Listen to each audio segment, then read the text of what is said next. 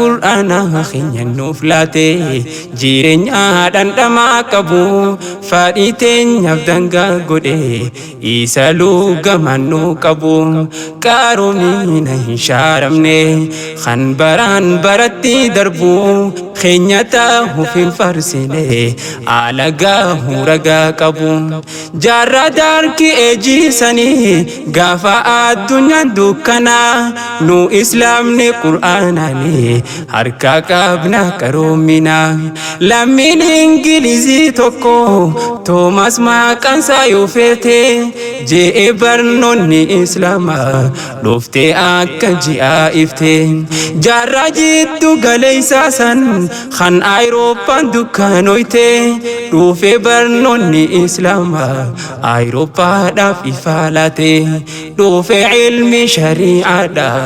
Awurooppaadhaaf ifa laate ragaa kaafiran haajamnu ragaan keenya rabbii jabaa garuu namni mataan fayyaa yoom haqa arguu dadhabaa islaamummaan nuti miti alagaa huragaa qabaa islaamummaan nuti miti alagaa huragaa qabaa badhaasaa keenya ganamaa yaa sinqii gaafa galgalaa siituu haaraa namaaf tolchaa si wajjin dandii imallaa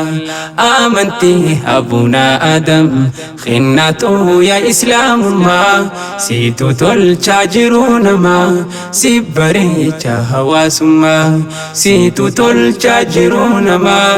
si bareecha hawaasummaa